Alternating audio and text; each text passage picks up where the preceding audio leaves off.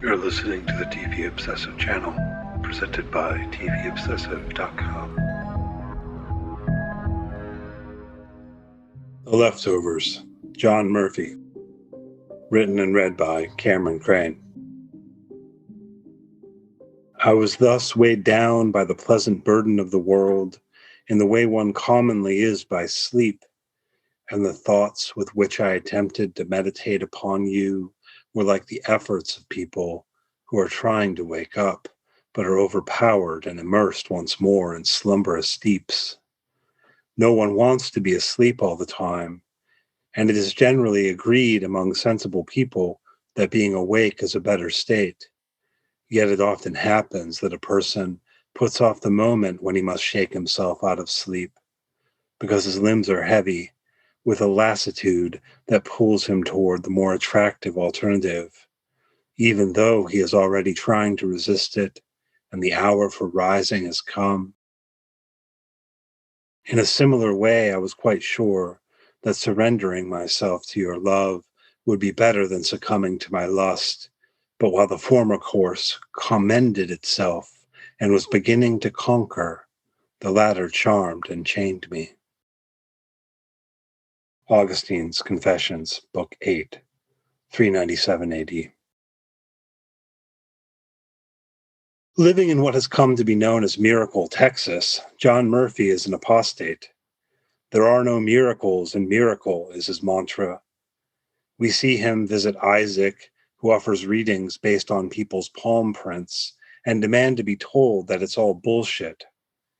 Isaac refuses to say so, though it is not clear how much it would have helped if he had, and thus John comes back with his firefighter buddies and sets Isaac's house on fire.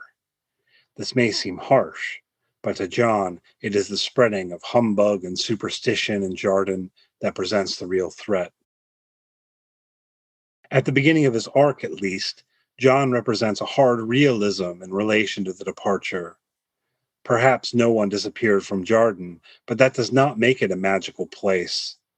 He's not concerned with figuring out what happened on October 14th, but with protecting his town and his family. People may have disappeared from the world, but the world is still here. Even if the reason for the event eludes us, there must be a reason. The laws of nature haven't changed. Life goes on. And thus he sees people like Isaac as engaging in pernicious exploitation. There are no miracles. His wife Erica seems to be with him on this.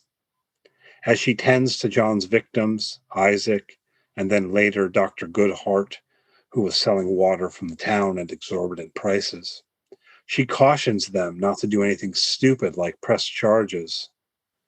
Yet she buries birds in the woods because of how her grandmother told her Jarden was special. She may not believe this in a robust sense, but she is more open to the mystery than John is. As it turns out, the fire set at Isaac's also means that Kevin, Nora, Jill, and Lily have nowhere to live when they get to Jarden. They were going to rent a part of Isaac's house, which is now gone. So Nora makes an impulsive decision to buy a house at auction at the visitors center, and they become the Murphys' new neighbors. John seems friendly but stern. He's a serious man who gets a little too worked up about a cricket that he keeps hearing but cannot find. Then his daughter disappears. John refuses to even consider that she and her friends may have departed. The palm print on the window, their car, leads him to suspect Isaac at first, and then to start printing the palms of all the men in town he can.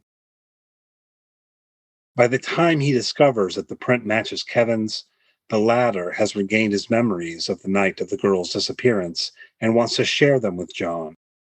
But though he can't accept the possibility that the girls departed, neither can he hear that they staged it themselves, so he ends up shooting Kevin in the chest. Of course, then he learns that Kevin was right. His daughter had joined the guilty remnant and has now reappeared on the bridge to town. After the town is overrun and chaos has broken out, he finds Kevin trying to patch himself up in Erica's clinic. "I killed you," he says. "Nope, is the response. John is right, however, that Kevin should have bled out. He should have died. Perhaps it is this that explains the shift we see in John's character in the third season. It is in this moment that John is forced to admit that he doesn't understand what is happening. Now, 3 years later, as the 7th anniversary of the departure approaches, Erica has left him and he has married Lori Garvey. Together, they run a business that strongly resembles the one Isaac had going before John burned his house down.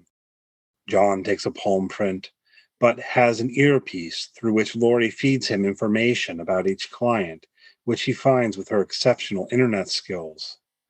How do we explain this massive shift in John's character? He's gone from burning down the house of a man he suspected to being a con artist. It is really never made clear whether Isaac had a real gift, to being one himself. The fact that he shreds the money they receive for this service the first time we see them do it is perhaps a clue. One presumes he did not shred the money every time, because that would be stupid, but he did at least this once, and Lori mentions it after she discovers the extent to which he has become involved, along with his son Michael, in Matt Jameson's beliefs about Kevin. In the penultimate episode of the series, Kevin Garvey Sr. laments the quality of what he calls the Last Supper in Australia. He suggests that they are disciples of Kevin Jr., and biblical comparisons ensue. Here, Kevin Sr. says that John is already John, but in terms of drawing analogies between characters in The Leftovers and the Bible, it should be clear that John Murphy is Saul or Paul of Tarsus. Discovering that Kevin was alive after he himself had shot him dead was his road to Damascus moment. John doesn't just change between season 2 and 3, he has undergone a conversion. Perhaps he rationalizes the work that he and Lori do by thinking that it helps people. It does seem that they provide some comfort to those who have lost loved ones. Their policy against doing departures could be viewed through a cynical lens, but alternately, it could be that they found themselves unable to help in such cases.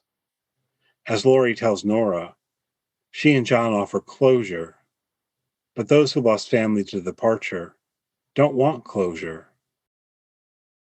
Whatever the rationale, John has clearly become far more open to the possibilities of the strange. He thinks that Evie may still be alive, even though the visitor center she was in was destroyed by a drone strike or gas explosion. And while he may not believe that Kevin is the Messiah, he certainly seems open to the possibility of something like that, at least. This makes sense, however, in terms of John's personal experience when it comes to Kevin's seeming inability to die. It is one thing to deny miracles in general, and another to deny what one has seen with one's own eyes. Indeed, that seems like something worth writing down and continuing to explore. It's not that Kevin is Christ returned. It's not clear that anyone in this story truly believes that, but that he is an exceptional figure in a story one cannot help but relate to the mystery of the departure. Paul went from persecuting Christianity to being its most adamant proponent. John Murphy's conversion is perhaps less extreme, but the parallel exists nonetheless. Of course, Paul never knew Jesus and went on to practically found Christianity through his epistles. Here the comparison breaks down, as there is no indication that John ultimately decides to devote his life to preaching about Kevin. What is important is John's conversion, and not analogies to the Bible. It is a conversion entirely within the space of the absurd. His starting position is one of denial. Everything makes sense, even if we can't make sense of it. There are no miracles in miracle. He resembles a new atheist like Richard Dawkins in viewing faith itself as pernicious. He has a moral clarity in the face of everything he views to be potentially dangerous nonsense. It is not just belief that John denies at the beginning of his arc.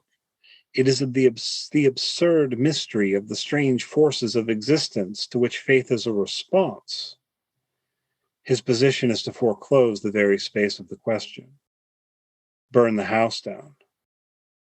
Thus, his conversion is not one that takes him to a position of dogmatic belief like Paul, but one that opens him to the mystery itself. Evie disappeared once and came back. How is he supposed to accept that she's dead this time? And if she is, maybe Kevin can pass to the other side and talk to her. After all, he killed Kevin, and yet Kevin lives.